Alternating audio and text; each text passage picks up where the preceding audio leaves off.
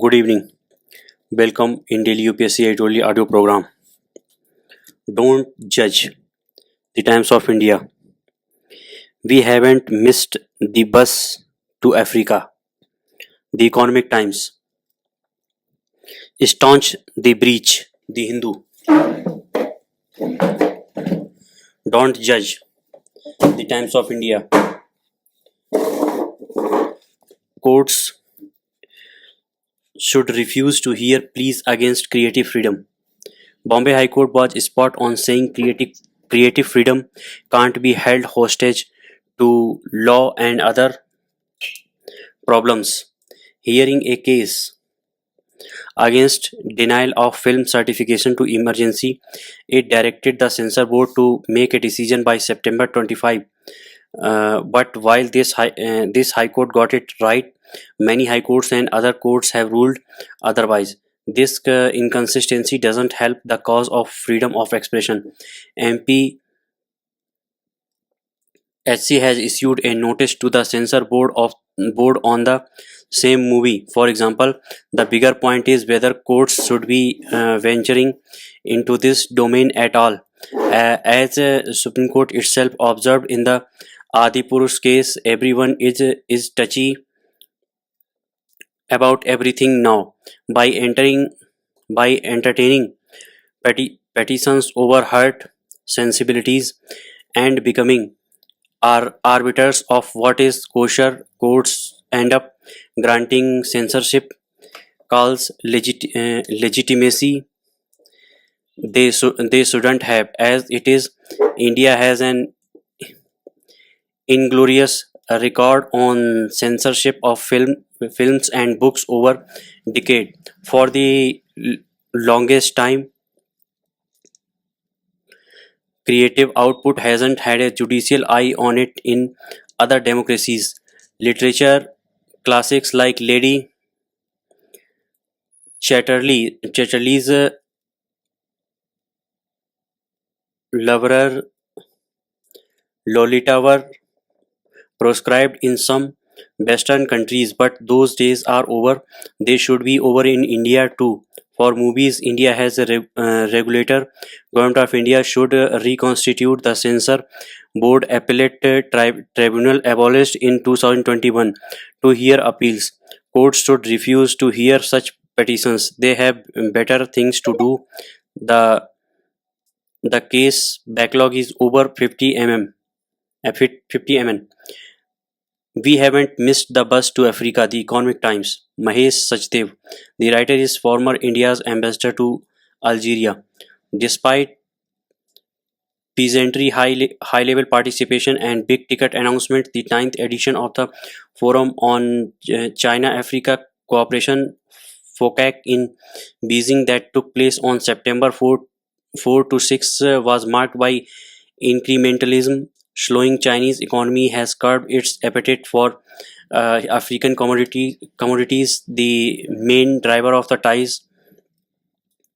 Africa's lower export revenue have exacerbated the economic asymmetry. For instance, till 2013, the China-Africa trade was nearly in balance, but in 2023, China has surplus of uh, $64 billion out of the total trade of $282 billion. China's debt to Africa has mushroomed to around $170 billion, making it nearly 12% of the total debt owned by Africans. After 5 years of uh, declining Chinese debts to Africa, these climbed in 2023.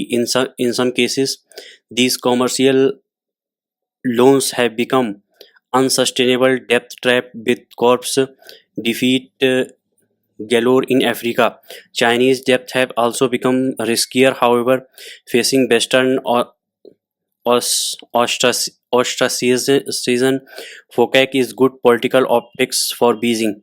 China was on a wanton quest for Africa's new material for over 2 decades. It fueled China's overcapacities from real estate to manufactured goods, and the current bust is a sobering story. Now the prices are down. Africans have learned that it is the best It is best not put all egg in one basket and peril of borrowing driven development.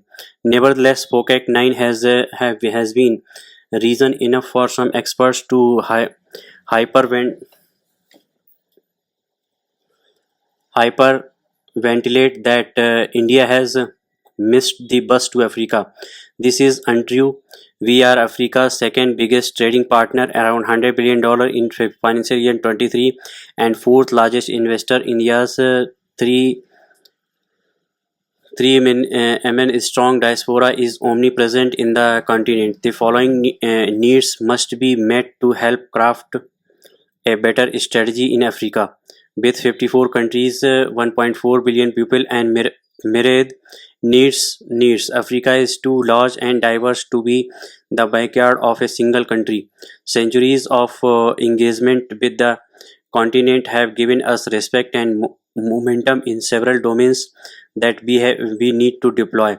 China has its well-known attractiveness for Africans, and India is often no match for them. But the converse is also true. Say in pharma, we should concentrate on our strengths. The Chinese model of mass manufacturing is unsuited for Africa. Our proven MSME role model best fit Africa's eco-political requirements of appropriate and ruggedist jugaad-based tech, low capital requirement, company-to-company bonding, and personal-to-personal synergy. Language and culture are less of barriers between Indians and Africans. However, the MSME ecosystem needs active government funding and support. Soft skills are India's forte. We are most appropriate for Africa's managerial prowess, IT, skilling, education, and healthcare needs. Building such capacities can Building such capacities can release synergies and create lucrative opportunities. Over 75 years, India has built credible eco-political institutions, from the central bank to Exim banks to EC and stock market.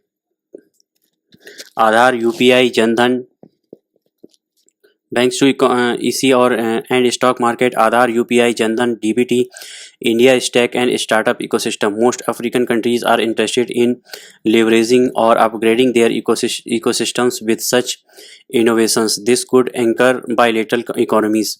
Despite its expensive farmland, African agriculture agriculture is in distress. Our success in this sector can be replicated, unleashing opportunities. Commercializing this sector through a collection of produce such as edible oils, processing them locally and exporting them to India can be mutually rewarding. Defense and security sector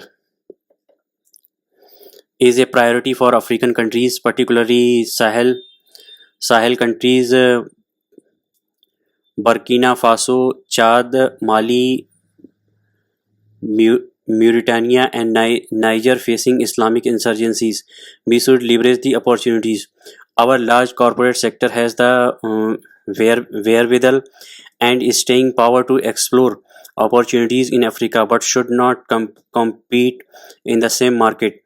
At the government level, India needs a more national interest driven, holistic, but granular strategy towards Africa. We must not abdicate our funding and skilling to the African Union, but offer these directly to the African states as a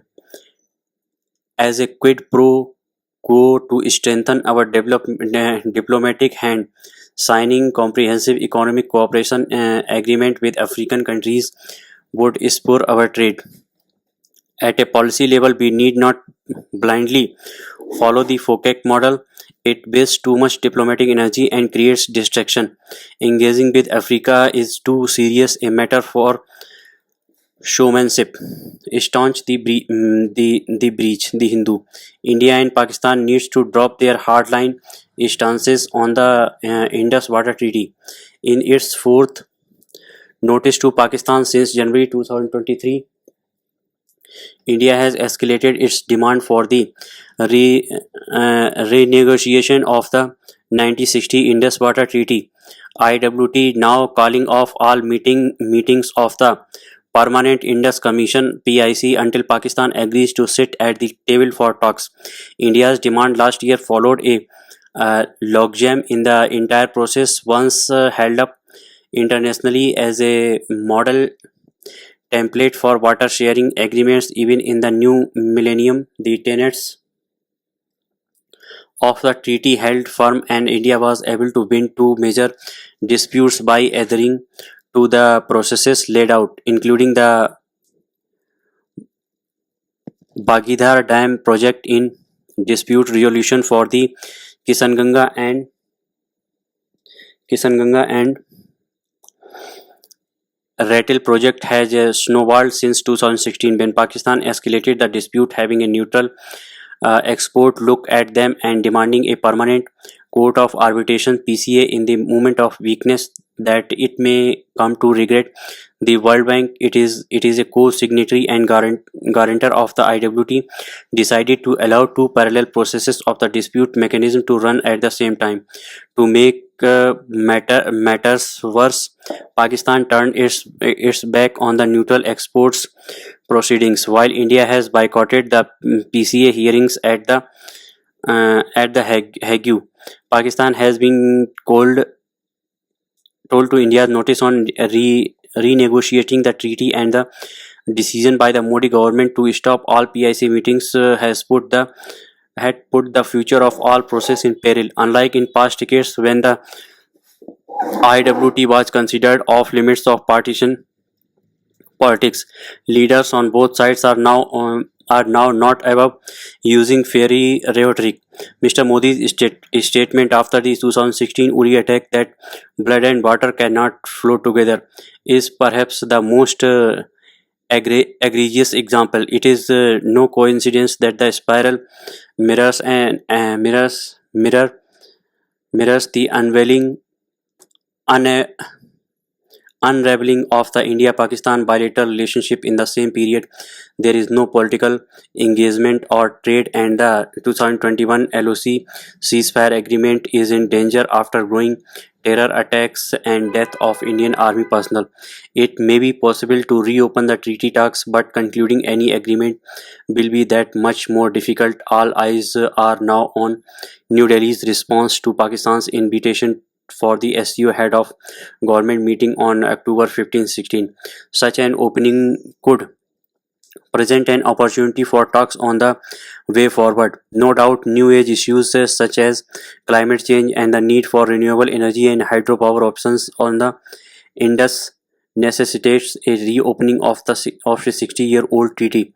How that is done, along with resolving current disputes, will decide whether the two countries can save the treaty. Once referred to as the one bright spot in a very depressing world picture by US President Dwight D. Eisenhower. Thank you.